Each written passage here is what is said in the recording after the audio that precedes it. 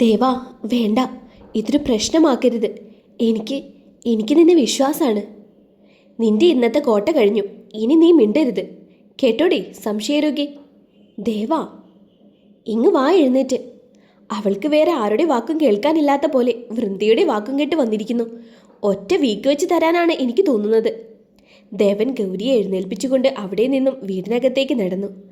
അവിടെ ഹാളിൽ അവരെ കാത്തുന്ന പോലെ എല്ലാവരും ഉണ്ടായിരുന്നു. മോനെ, എന്തായി? മോള് നടന്നോ അതോ മടി പിടിച്ച് എവിടെയെങ്കിലും ഇരുന്നോ? ദേവിക ഗൗരിയുടെ നെറുകയിൽ തലോടിക്കൊണ്ട് ചോദിച്ചു. അമ്മേ, അമ്മ 2 ദിവസമായി ഗൗരിയെ തീരെ ശ്രദ്ധിക്കുന്നില്ല കേട്ടോ. പോടാ അവിടുന്ന്. എൻ്റെ മോളെ മാത്രമേ ഇപ്പം ഞാൻ നോക്കാറുള്ളൂ. എങ്കിൽ പറ, ഗൗരി 2 ദിവസമായി ഹാപ്പി ആണോ സാഡ് മൂഡാണോ? മോനെ, അവളെന്തോ വിഷമത്തിലാണ്. ഈ സമയത്തല്ലേലും ചിലർക്ക് വിഷമഭാവം തന്നെയാവും. എങ്കിൽ അമ്മ പറഞ്ഞത് ശരിയാണ്. പക്ഷേ അത് എൻ്റെ കുഞ്ഞ് ഈ വയറ്റിലുള്ളത് കൊണ്ടല്ല, പകരം മനസ്സിൽ ഈ ദേവനെക്കുറിച്ചുള്ള സംശയം നിഴലിച്ച് കിടക്കുന്നത് കൊണ്ട് മാത്രാ. സംശയം? എന്ത് സംശയം? ദേവിക ചോദിച്ചുകൊണ്ട് എന്താണെന്ന അർത്ഥത്തിൽ നന്ദിനിയെയും നോക്കി. നന്ദിനി കൈമലർത്തി കാണിച്ചു. അപ്പോഴേക്കും ഗൗരിയുടെ തല ഭൂരിഭാഗം താഴ്ന്നുപോയി.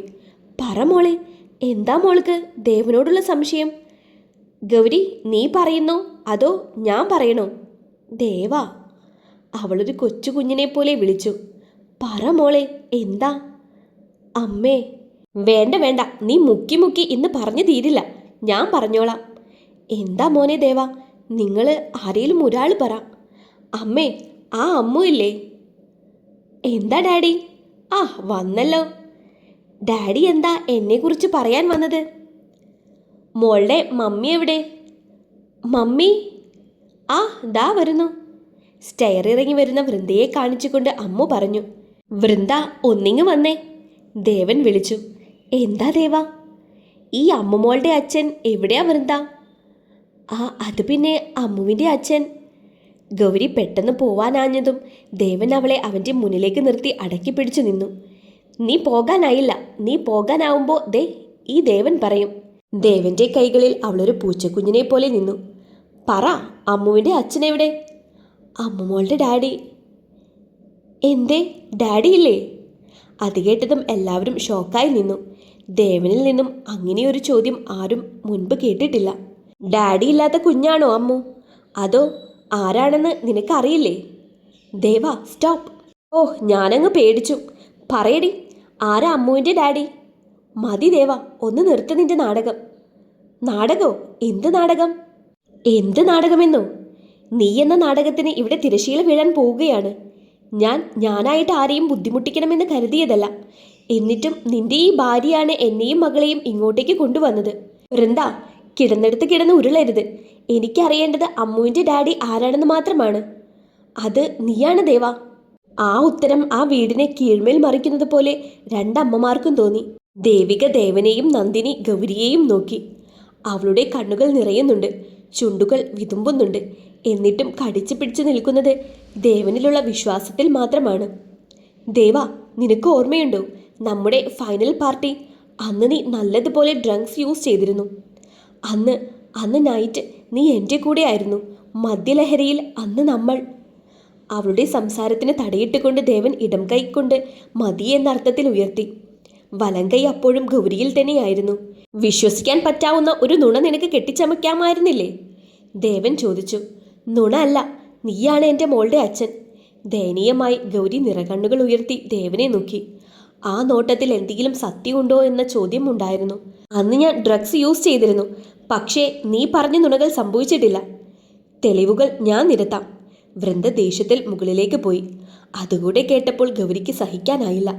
അറിയാതെ അവൾ വയറിലൊന്ന് തലോടി. ഏതാനും മിനിറ്റുകൾ കഴിഞ്ഞ് വൃന്ദ താഴേക്ക് വന്നു. അവളുടെ പക്കൽ കുറച്ച് ഫോട്ടോസ് ഉണ്ടായിരുന്നു. അതിൽ ദേവൻ വൃന്ദയുമായി മദ്യപിക്കുന്ന ഫോട്ടോസ് ഉണ്ടായിരുന്നു. അനന്യയുമായി ഡാൻസ് കളിച്ച് ഒരു പിക്കുണ്ടായിരുന്നു. കുടിച്ച് ബോധമില്ലാതെ ദേവൻ വൃന്ദയുടെ തോളിൽ ചാഞ്ഞു കിടക്കുന്ന ഒരു ഫോട്ടോ, അവളുടെ തോളിൽ കൈയിട്ടുകൊണ്ട് ഒരു റൂമിലേക്ക് പോകുന്ന ഫോട്ടോ, അങ്ങനെ കുറച്ച് ഫോട്ടോസ്. ദേവൻ കോപമടക്കാനാവാതെ ആ ഫോട്ടോസ് അവളിൽ നിന്നും പിടിച്ചു വാങ്ങി. അവൻ്റെ കൈകളൊന്ന് ആഞ്ഞതും ഗൗരി അവനിൽ നിന്നും കുതറി മാറിക്കൊണ്ട് പടികളിൽ ഓടിക്കയറി. ഗൗരി! പിന്നിൽ നിന്നും അവൻ്റെ ഉച്ചത്തിലുള്ള വിളി ഉയർന്നുവെങ്കിലും ഗൗരി തിരിഞ്ഞുപോലും നോക്കിയില്ല. നന്ദിനി നിറകണ്ണുകളോടെ ദേവനെ നോക്കി. അമ്മ, ഞാൻ. ദേവിക കൈയുയർത്തി അവന്റെ സംസാരത്തെ തടഞ്ഞു. അരിശത്തിൽ ദേവൻ വൃന്ദയുടെ ഇരു ഷോൾഡറിൽ പിടിച്ചുകൊണ്ട് അവളെ വിറപ്പിക്കുന്ന നോട്ടം പായിച്ചു. നീ നീ എന്തിന് ഇത്രയും ചെറ്റത്തരം കാണിക്കുന്നു? ആർക്കു വേണ്ടിയിട്ടാണ്? ദേവാ, എന്ത് ചെറ്റത്തരം? എൻ്റെ കുഞ്ഞിൻ്റെ അച്ഛൻ നീയാണ്. ഇനിയും തെളിവുകൾ എങ്ങനെ ഞാൻ നിരത്തും? ശബ്ദിച്ചു പോകരുത്. നീ പണ്ടേ എൻ്റെ കണ്ണിലെ കരടായിരുന്നു. ഋഷി, അവൻ്റെ കൂടെ നീ കൂടിയപ്പോൾ മുതൽ നിന്നെ ഞാൻ ഭയക്കുന്നതാണ്. ഇന്ന് നീ എൻ്റെ കുടുംബം തകർക്കാൻ എത്തിയെങ്കിൽ അതിന് പിന്നിൽ ആരോ ഉണ്ട്. അല്ലാതെ ഈ കുട്ടി എൻ്റെ മോളല്ല. ആണ് ദേവ, അമ്മു നമ്മളുടെ മകളാണ്, ദേവന്റെയും വൃന്ദയുടെയും. അതിനി ഏതറ്റം വരെ പോയിട്ടാണേലും ഞാൻ തെളിയിക്കും. അവളുടെ ഉറച്ച വാക്കുകൾ കൂടെ കേട്ടപ്പോൾ ദേവികയും നന്ദിനിയും വല്ലാതെയായി. നന്ദിനി ദേവികയെ ഒന്ന് നോക്കിക്കൊണ്ട് അവിടെ നിന്നും പോയി. നന്ദിനി!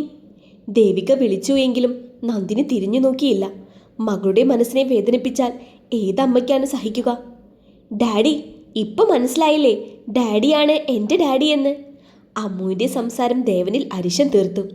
ഞാൻ നിന്റെ ഡാഡിയല്ല, നീ എൻ്റെ മകളുമല്ല.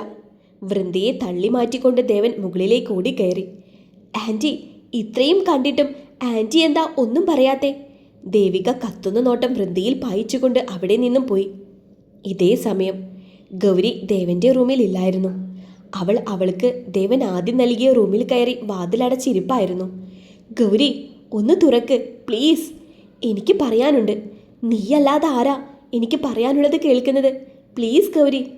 ദേവനെ തടഞ്ഞുകൊണ്ട് നന്ദിനി വാതിലിന് മുന്നിലേക്ക് വന്ന് നിന്നു. മതി, ഭൂമിയോളം എൻ്റെ മകൾ നിനക്ക് വേണ്ടി താഴ്ന്നു. ഇനിയില്ല, ഇനി എൻ്റെ മകൾക്ക് മുന്നിൽ നീ വന്നു പോകരുത്. അമ്മ! ദേവനിൽ നിന്നും ഒരു സങ്കടത്തിൻ്റെ വിളി ഉയർന്നു. മനസ്സൊരു കടൽ പോലെ ആർത്തുലച്ചു. ഗൗരി, വാതിലൊന്ന് തുറക്ക്. ഞാൻ പറയുന്നതൊന്ന് വിശ്വസിക്കു നീ. ദേവന്റെ ശബ്ദത്തിലെ ഇടർച്ച അവൾ നന്നായി അറിഞ്ഞു.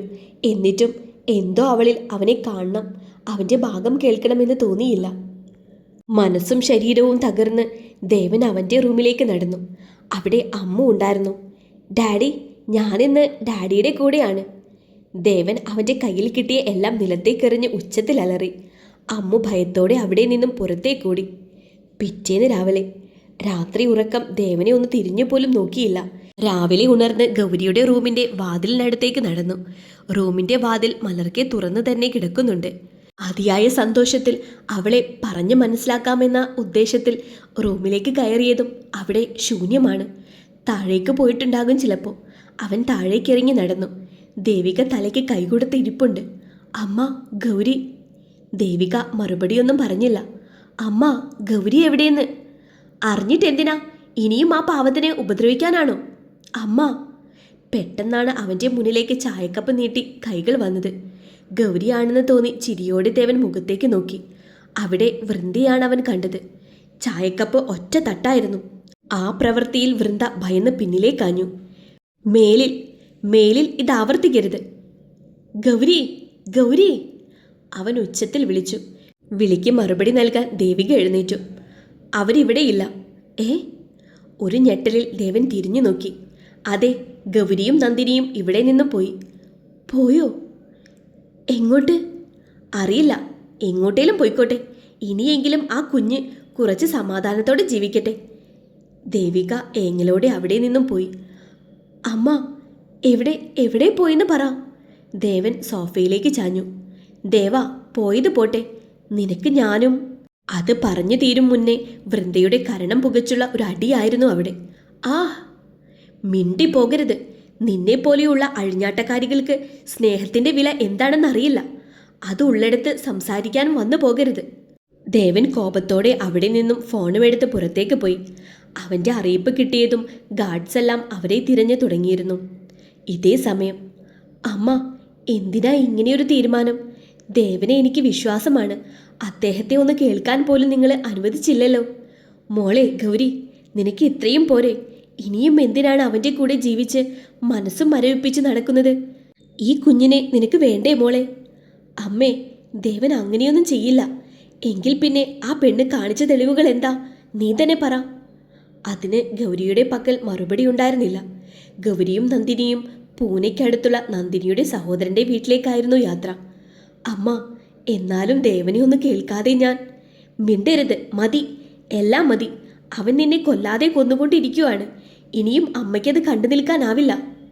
നിനക്ക് അവനെ വേണമെങ്കിൽ നിനക്ക് തിരികെ പോകാം. പക്ഷേ പോകും മുന്നേ എനിക്ക് വല്ല വിഷവും തന്ന് കൊന്നേക്കണം അമ്മ.